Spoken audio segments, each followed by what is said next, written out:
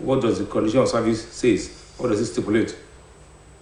If some governments are calling for retirement of 50 years retirement for especially federal civil servants, we know what their reasons are. And the second topic says constitutional amendment. National Assembly, State Assembly set to miss October deadline. But there are 44 constitutional amendments proposed by the National Assembly for amendment, and the State House of Assemblies must be carried along according to the Constitution of the country. Section 2 of the 1999 Constitution has amended, stipulated how Constitution must be amended, especially in Nigeria. And the third topic says declare state of emergency on facility education to end ASUU strikes. That's a call coming from the immediate past Vice Chancellor of Obafemi Awolowo University. I'm talking about Professor Ejitope Ogunmodeji. He's calling for a state of emergency to be declared, especially on facility education. Welcome to Tuesday's edition of In the News once again. I told you I have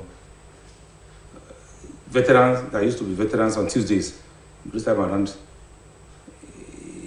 somebody who is the executive producer of In the Newsroom will join. I'm talking of Akane Olabi. Good afternoon, sir. Thanks you for having me. I'm happy about that. And, a veteran, a leader, a boss, Sir Fadipe, good afternoon. Thank you very much, Dario. And I'm happy to have Akin around with me too. Because it seems as if he has joined the veterans.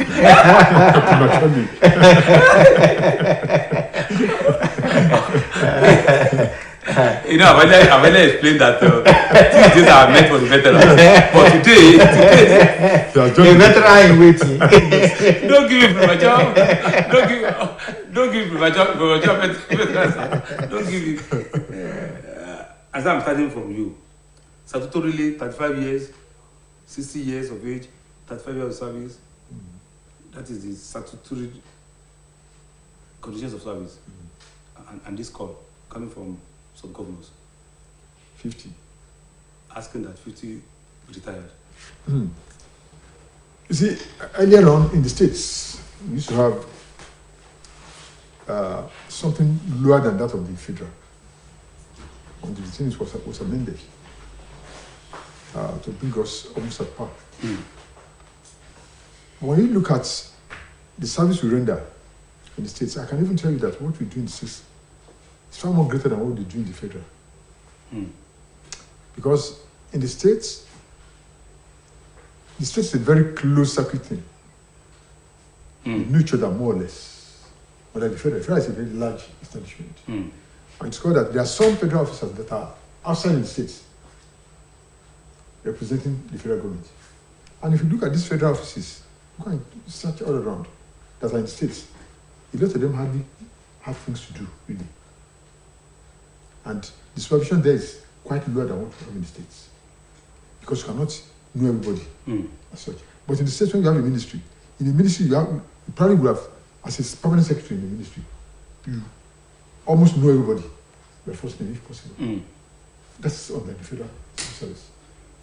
Now, calling for this now for the federal service, what we want to ask those who are proponents of this thing that, what exactly do they have in mind for posting 50? Because I wouldn't know exactly what they have in mind for posting 50.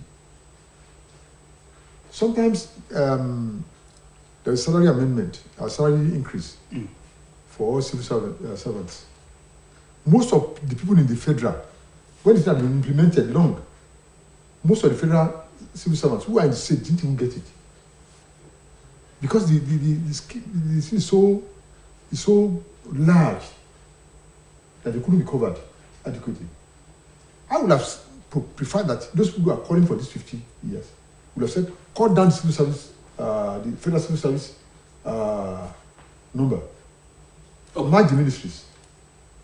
Then maybe that would have been better. But calling for 50, I don't know. I wouldn't know exactly why they have that in mind, personally.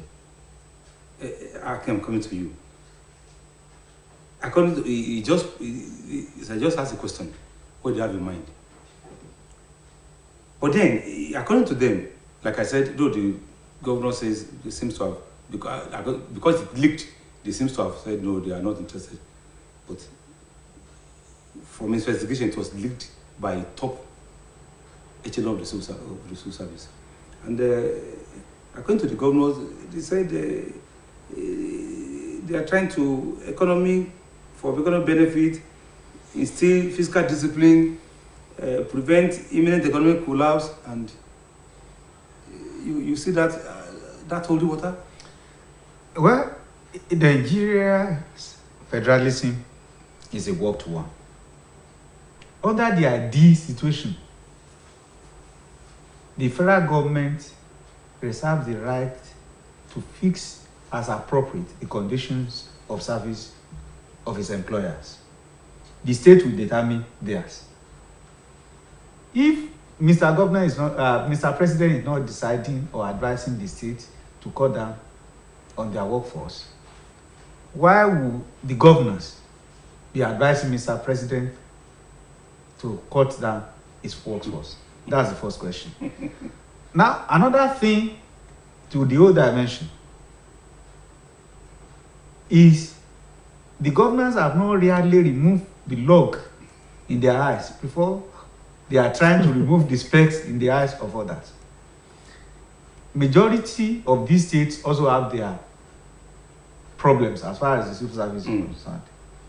They are not reducing the service from 60 to 55. That are they giving one pay of entitlement to their workers, as the case may be, to reduce the workforce. They are not doing that. But now they are advising Mr. President to do that. The advice looks somehow. The policy you are not taking, you want to advise others to take it. That's one. Then look at Nigeria of today. You will have additional years being added to the length of service of some categories of workers. The latest are teachers and lecturers, from 60 to 65. You have some other groups agitating for the same extension.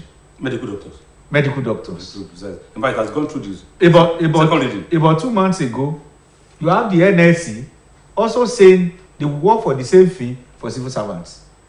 Now, in the same economy, in the same market, if you are increasing the level of service of some, and you are asking some to go prematurely, you are telling Mr. President to do that. Something somewhere is wrong. Finally, I want to add this. When you look at this advice critically, and they are talking about the economy, you want to say the federal civil servants are the one creating economic problems for the entire Federation of Nigeria because of their salaries? Compare to the salaries of those in the National Assembly. Juxtapose it and elsewhere. So when you look at this advice, it sparks of some. Okay. Let me just say it. Okay. So because the way things are, I'm a civil servant. If it happens out there, if Mr. President acting to that advice, be sure that the same will be implemented in states across the federation. Most of they are selling the idea to the federal government. So it means they must have prepared their mind. I used to say they must have prepared their mind. Once that idea is taken, it's like you are saying Nigeria across Nigerian Federation. That may be. Okay, so let me back to you. The governors said they are concerned. I'm putting them now with deteriorating state of the nation's economy, and they quoted a figure of 89,000 federal civil servants, which the head of service says no. Head of service is on 89, it is 66,460 staff. Large. Ministry staff. Then the Nigerian government are quoting 4.1 trillion naira as personnel cost yearly. at least from the 17 trillion naira budget, and the head of service is saying no. From our PPI's figure, it is 924 billion naira. 4 trillion to 424 billion. Trillion to billion. So, as against less than 25% of the figure the governors have. And the head of service is even saying that the 2.3 trillion naira belongs to other agencies, maybe the National Assembly, the judiciary. She's so specific that what she has as a figure as the head of service is 924 billion naira, as against the 4 trillion naira being quoted at it. And although the Nigerian government are saying concerned with deteriorating state of the economy. In fact, that will not help the economy, personally. Okay. It can't help the economy. I think we are trying to play with figures here that we are not getting right. And that's not quite good. It shows that in a country like this, the governors, the federal civil service, the state civil service, and even the assembly, national assembly, you cannot even lay hold on facts as a sacrosanct. It's like one is quoting one figure, the other person is quoting another. And that shows that we lack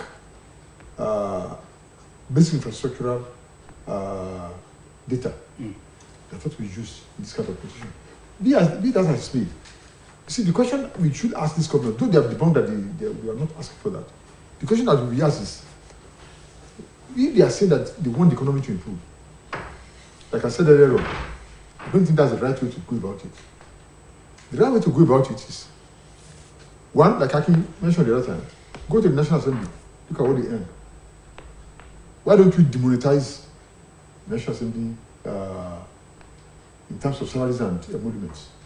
If the monetization of the National Assembly goes down, one, it will ensure that we have more credible people in the National Assembly.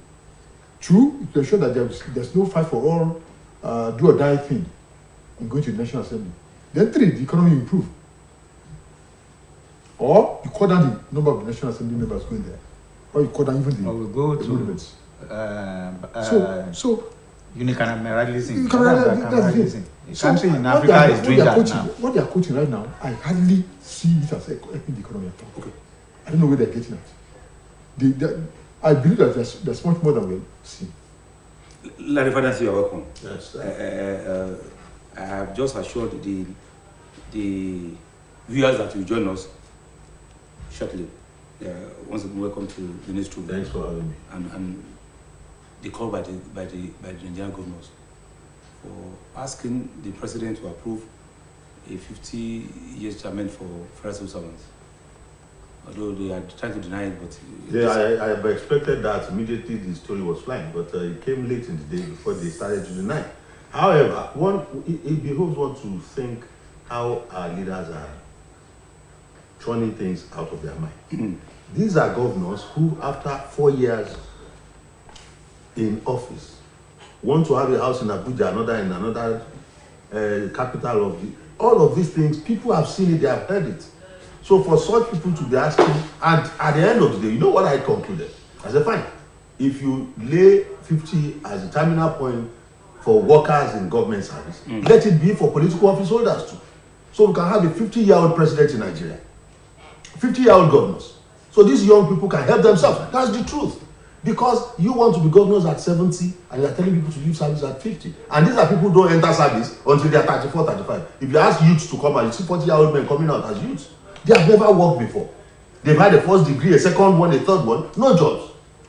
And so you want to now truncate their lives. If they enter service at 35 and at 50 you want them out. I don't know who brought that idea to them, but I mean it should come from people who have a moral compass guiding them.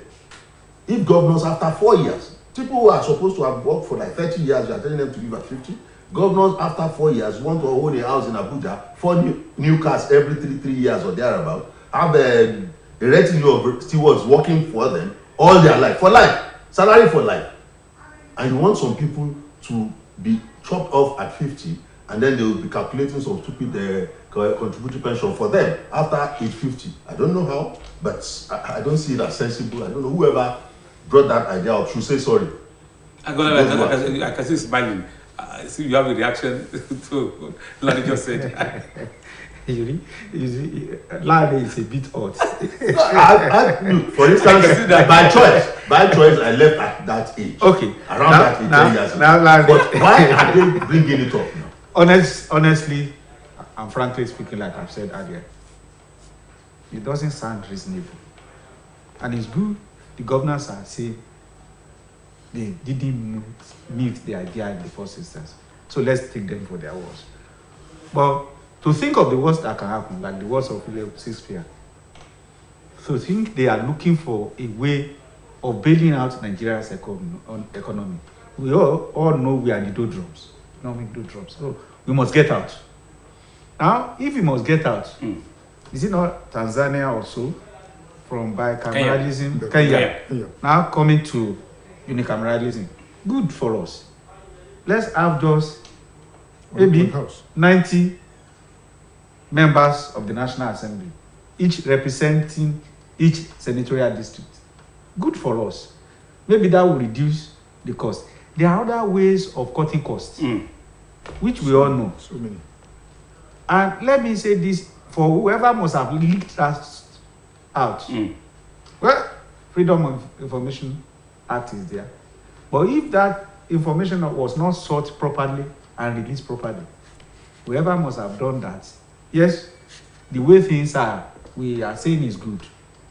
But he must have violated and flouted the rules of the service. Okay.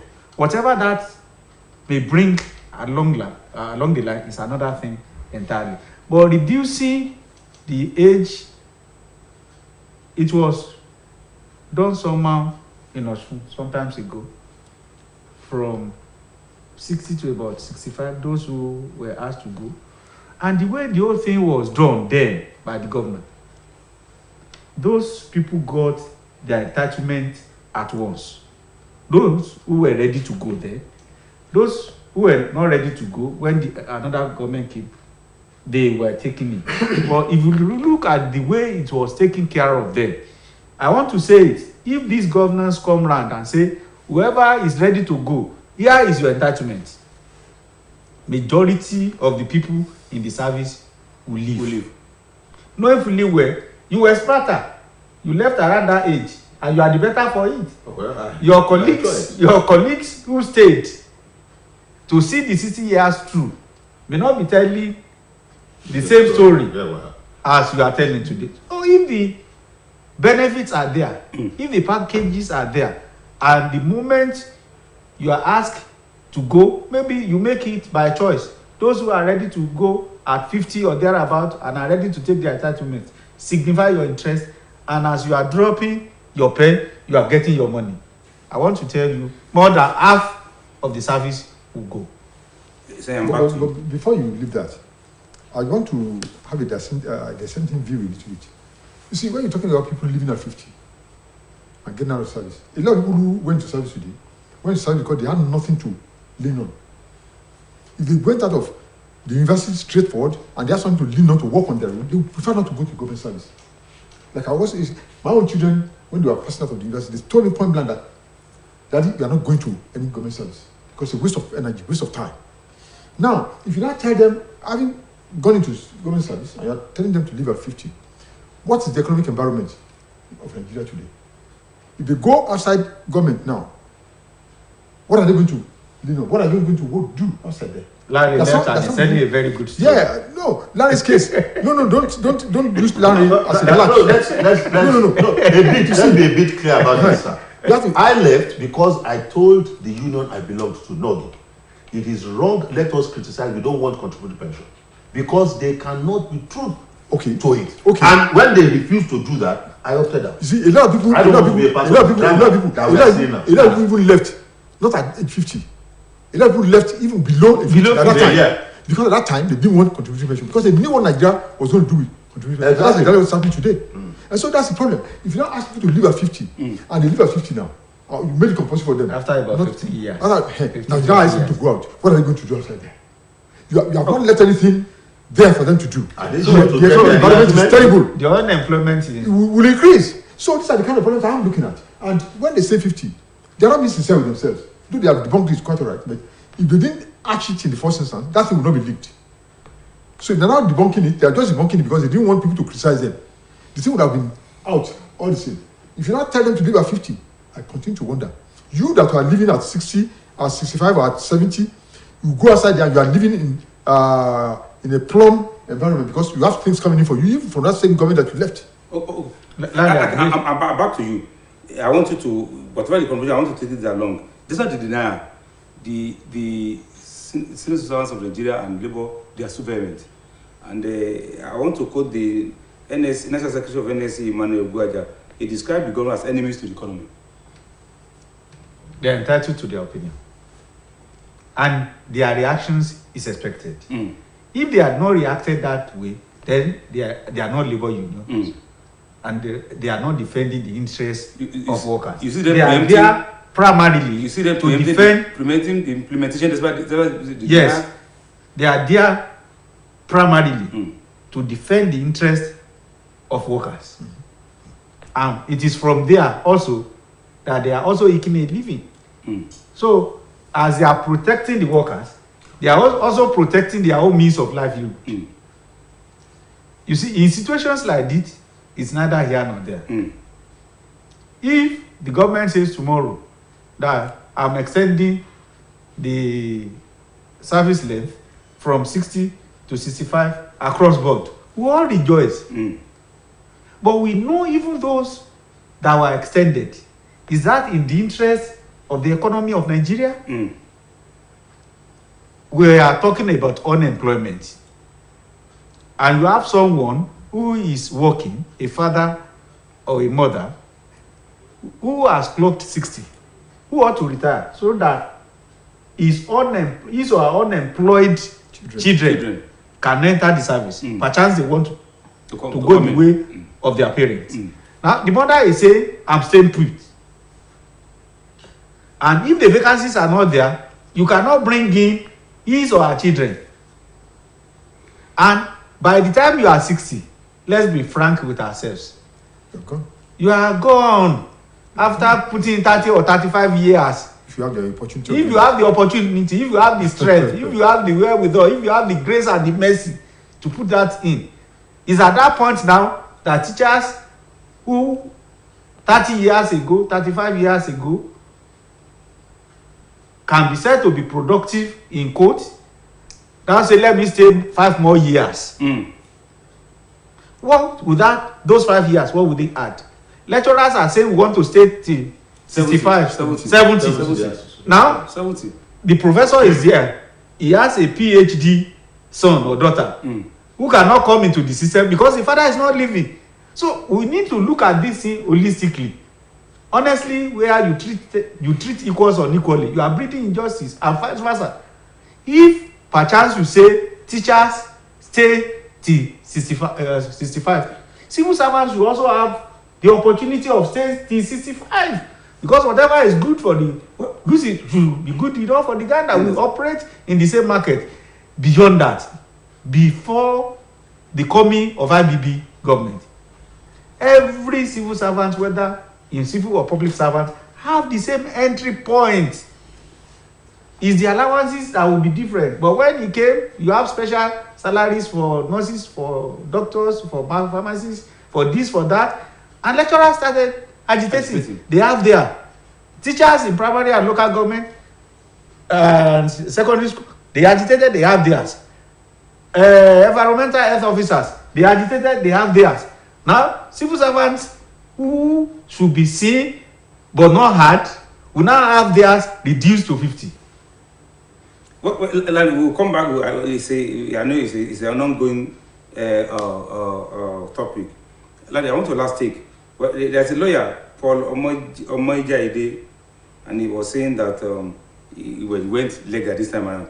He said government cannot change the terms of employment of the workers through executive fiat.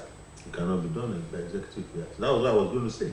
That statutorily there are some rules.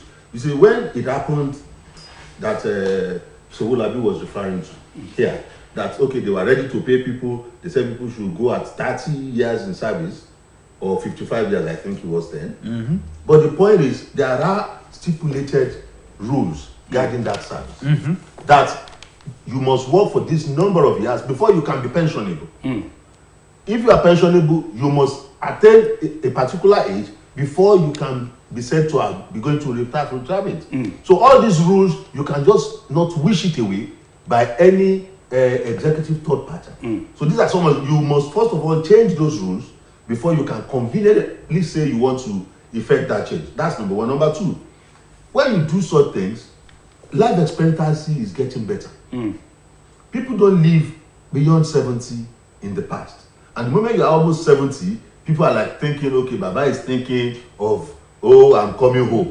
But these days, people are active at 70. We see with small letters, actively, we still go for his programs in other places. So people are more active and healthier because they have been able to take care of themselves better because of knowledge, because of understanding, and because of care that we give ourselves. So it is, you see, judges, if you read judgments written by judges of close to 70, you will know that alertness of the mind cannot just be wasted on the platter of age. Okay. Shall we go to the second topic? But should it not be extended to us? So others, that's what I'm saying. So instead of extending, they're not going to reduce it. That's why it doesn't add up. They are increasing for teachers. Lecturers lecture till 65 and they are still actively doing it. Judges stay up till close to 70. And you see, the long and short of it is retired. So let me tell you the point of it is that you see, when you think people's capacity is reduced, I want you to take, because some are intellectual issues, take judgments written by judges of about 70. You'll not be wondering where that thought came from for those people who are thinking 50. So the older the better. The older, the more the experience, the knowledge, and the understanding of how to do things. Let's go to the other topic. That is against us. And say I'm starting from you. The 1999 Constitution as amended provides that section 9 subsection 2. I'm quoting now. An act of National Assembly for the alteration of this Constitution not being an act to which section 8 of this Constitution applies shall not be passed in either house of the National Assembly unless the proposal is supported by the votes of not less than 2/3 majority of the members of the House of Assemblies throughout the country and approved by the resolution of the House of Assembly of not less than 2/3 of the states. Now the National Assembly has just pushed, I won't say just now, since March. Since March, that thing has been pushed. To I think we should ask ourselves, what have the House of Assembly, what have they done? 9 of them. Just 9. Out of 36. Now, I think to a large extent, it was too late for them to push. They would have pushed earlier on. They go for recesses all the time. The National Assembly pushed March. since March. That's what I'm saying. Okay. March, they pushed since March. Okay. Knowing fully what they do. August. Knowing fully what they do in the National Assembly. If the same thing follows in this state House of Assembly, you should know that they will always go for maybe some recess here and there. This Elia festival, this Christmas festival, this festival, that festival. And they will go longer than the normal civil servants will go before they resume. And the elections are very near. They are busy running around for their campaigns and all whatnot. Starting with Oshun here, the campaigns have gone, they've had elections, and all that time, I wonder whether one of them, one senator, or one House of Assembly member, one National Assembly member, went to the House to sit. And the State Assembly here, how many times did they sit during that election? These are the kind of things that you have thought of before pushing the thing in March. These have been pushed earlier on. But the fact that a lot of us are not serious about what we do, we don't calculate. You just believe that, let me do whatever I can do, it's left for the others to do whatever they can do. Okay. And that's the problem right now. That's why we are not having many states Houses of Assembly to be in conjunction with the National Assembly. And that's one problem. There's no way they will not exceed the time that they're supposed to exceed, to put these amendments down. They are going to exceed it. Please go. Okay, I'm coming back to you. The House of Assembly of Nigeria are equally accused of apathy. They are accused of apathy, and that it appears as if they are not interested. If you are talking of out of 36, only 9: Edo, Kogi, Lagos, Katsina, Imo, Abia, Ogun, and Ondo. Just 9 out of 36. And you see they're being accused of being apathy, that they are not, as if they are not interested in the amendment. Whatever accusation is being leveled against them, will have to be seen from the operational circumstances. What do I mean? The National Assembly pushed it to the state March this year. How long did it take the National Assembly to work on it?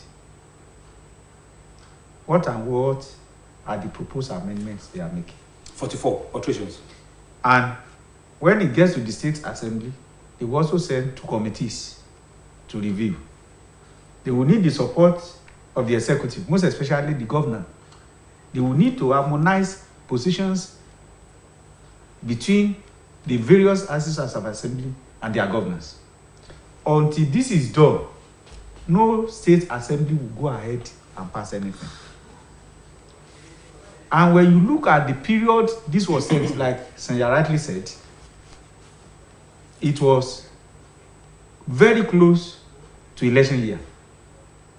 Majority of these legislators don't have this go ahead to contest again. So their interest might have waned drastically. They have lost out in the re-election bid. Apart from that, the majority of them now have gone into annual recess. So I said they take recesses upon recesses. Yes, if it's legal and they are entitled to it. If that had been given last year, maybe the reverse will have been the case. Okay. Be that as it may, if these houses of assembly and state governors are interested in these alterations, they know how to go about it. This is not the first time. When we were talking about energy matter in the days of Olusegun Obasanjo, within a month, within 2 weeks, you have concurrent passage across state of the federation. Now, the National Assembly will be waiting for 15 more before anything can be done on the proposed amendments. Because or the alterations. do you want to, according to the Constitution? Two-thirds according to the Constitution. So if you are not meeting that, let me say this. These alterations, these amendments as proposed, might have been dead on arrival. You know what had happened in the past? This assembly will pass now, another one will come, and it will start all over. It's money spinning, my brother, for legislators, most especially at the national level. Lani, I'm back to you. The chairman of Conference of Speakers and the Speaker of Bachelor's Assembly, Suleiman, just like the two earlier guests have said, he spoke of impeachment of one speaker, recess, ammunition between the executive and the legislature. And, well, of course, some people will also accuse the government of being too overbearing. You see that those citizens holding water if you are talking of amendment of a country's constitution. Now, the reality is that over 70% of states' assemblies are under the stronghold. I won't call it stranglehold, but the stronghold of the government. And when you have a grip on something, your interests must be covered. Now, if you are not looking at anything, let's look at the fiscal aspect of the 44 amendments. Local government autonomy is part of it. The funds and all the rest. All these are part of things we expect to go into the constitutional amendment. And the moment it affects state funds, the interest of the governors becomes paramount. And some houses of assembly would receive that bill and just put it where it's supposed to be, in the cooler. Because if the state governors think it is not important, and don't make it important, whatever largesse comes from the state government will be reduced if you tinker with the idea of touching it. Because we should ask ourselves, why are people afraid of those amendments? Because that's the way it looks. If indeed it's to promote growth and development of the nation, people should be eager to have them. But they are not. Those amendments touches on probably creation of local governments and the rest of them. All these issues are issues that are naughty. And so some people would rather not touch to untie the knots. They prefer to leave it there and just walk past. And that's why it's there, because you begin to wonder what is supposed to be deterring the amendment coming up. It's been too long. This is about the 8th or 9th assembly. All this while there have been attempts. And the 5th alterations. Yes, and all this while there have been attempts, especially in the last 5-6 years, to do this, and we can't get it through. Your last tip, I just spoke about, if we are talking of growth and development of the country, I want to underline that. Are we talking about growth and development of the country? I think we should answer that question. We are talking about self-interest. That's what it's doing. Self-interest, that's all. Self-interest of the governors, self-interest of the assembly members, self-interest of even the National Assembly members. So it's all over. It's self-interest that we are talking about. No patriotism in all these things. Except we are patriotic enough to say that this is what we want for the good of the nation, for the good of the people, of the masses. That's where we can push it. This thing will not be pushed. And this thing will die a natural death again. They will start all over again when the succeeding assembly comes in, and they will make more money from it. Saying that they want to do that, and that's what we've been doing. So that's why the thing is not moving. It's so simple. Shall we go to the third topic? Anakala, I'm starting from you. Third topic. Declare state of emergency on facility education to end strike. Credit to Emily Pass PCOU. Is it topic of more? People talk about declaration of state of emergency on this, on that, and that, and that. What exactly do they mean? Honestly, I don't really understand it.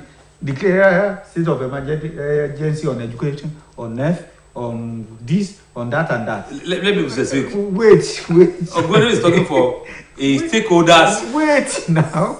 No, because you are. Do we really? It's as if you are misapplying State of emergency. State of emergency. If you must declare state of emergency on anything, let's declare state of emergency on Nigeria. As a nation and Nigerians as a people. That's a long overdue anyway. The reality on ground is that every sector has its own problems to contend with. University education is one. I pity the lecturers, honestly. Like I pity other workers in Nigeria, whether private, whether public. Every sector. Every sector. Yes, the lecturers in university education have reasons to complain. But beyond this, I am of the opinion that within the Ivory Task, they ought to have declared internal state of emergency to address some of these issues that we are talking about. I'm not exonerating government on anything, but we must see the inputs of the Ivory Task, of the universities, also impacting positively on our lives and the lives of the generality of people in Nigeria. On every sector, economy, what have you. Researches are being done. We don't see the outcome on virtually of these problems.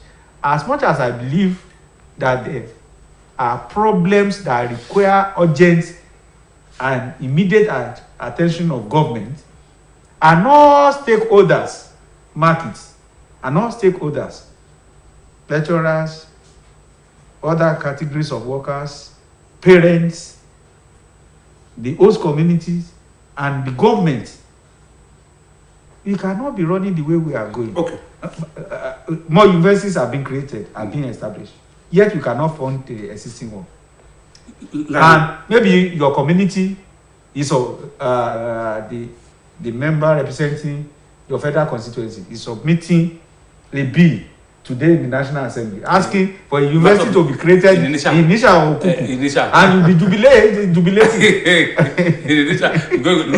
don't have one, so that one can go to Initial too. Every community was that village. How will it be? They say that the university should be in Initial. And some people that in US there are 5,000 universities. Are they funding universities in US the way we are funding us in Nigeria? I'm coming to you.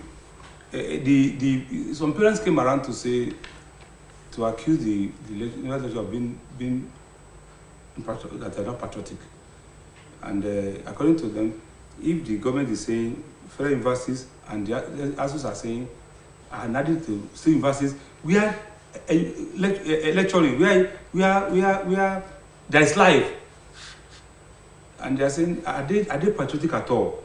If the federal government is saying okay, ASU, we are handling federal university first, and the ASU is insisting state universities must be included in their negotiation. And the parents are saying state universities that are not on strike. Why are you adding that too? So that's why the parents feel that. And when you look at 160 days plus another one month, some are not patriotic because they want. The question we should ask is, given the choice, would lecturers in the state universities not want to be part of ASU? That's a fundamental question. If they really want to be, but because the employers have strung them into believing that, look, if you want to be part of ASU, you cannot work for us, and they need that job. So it's a matter of choice. It's not a matter of willing to be outside ASU, but because if you have not been given a right of choice to do. Now, the Ogunbowale story, the way I look at it is that when you want emergency, when you declare an emergency, like people are clamoring for the government to declare a state of emergency on security, it means you are at war with some situations in that aspect that you must address. And when you are at war, you bring out all your arsenals, everything to make sure you win that battle. So there is a battle in the education sector that has been going on for too long. And because it's been going on for far too long, it's like saying, look, let's leave every other thing aside and face this problem. That is, if there's an emergency situation, it's like, solve this problem pronto. So that's the question I want to ask is this. Yes. Which sector of the economy today does not need state of emergency declaration? Tell me one. And by the time you declare state of emergency on education, all of us will now go rot. So the whole Nigeria. So the whole Nigeria. That's why I said the way you start, let me say this. The way the thing should start is declare a state of emergency on National Assembly first. And how would that solve the problem? How would that solve the problem? Yes. You don't have enough money to cut down on. Deploy them to different places where they can be useful. Tell National Assembly to be a unicameral. Let's start with that. When we start with that now, that's really declaring a state of emergency. Then the fund that will come out of that place, I can assure you, the university will be very well taken care of. That's number one. Number two, anybody who is going to set up a university and you're giving a license to that person, make sure you do monitoring and evaluation.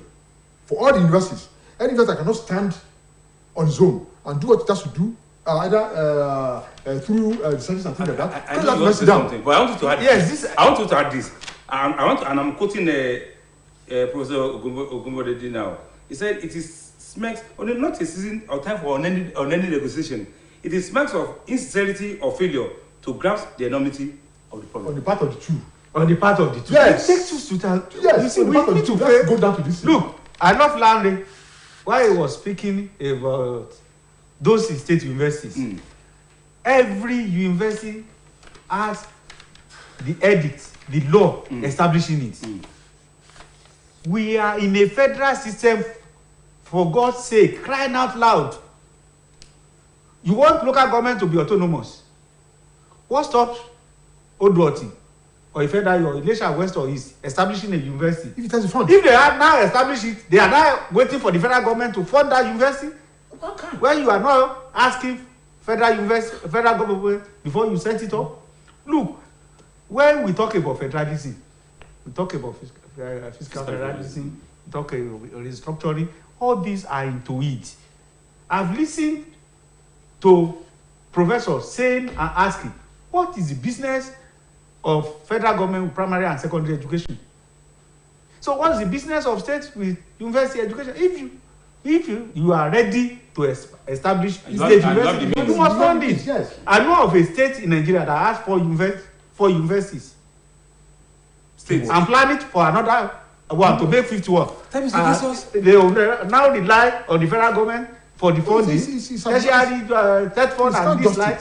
And when it comes to lecturers' salary, what the federal government pays to its workers must be paid mandatorily to those ones. It's been an interesting Tuesday, and I know state of emergency indeed. It's been a fine Tuesday, and I know there are ongoing discussion, and we're going to look into those areas as the country lives. Larry. Well, thank you for having me. I believe we will get there. We're moving. We are losing 50 years retirement age for civil service in the federal service is also, for civil servants in federal service, is also a kind of state of emergency declared on that state. There's no return. See, that's what I'm talking about. Also, me, I want to believe that let us start to do monitoring and evaluation for all these universities. Any university that cannot stand on its own, that's failing, scrap that university. Until tomorrow when we go to back in the news too. My name is Olada Elani Pekun. Bye-bye.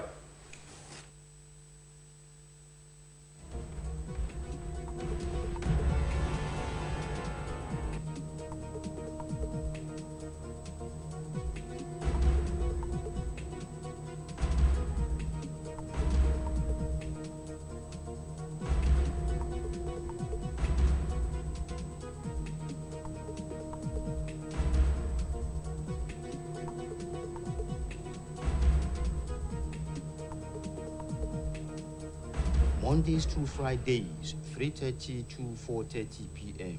in the newsroom. You can't afford to miss it.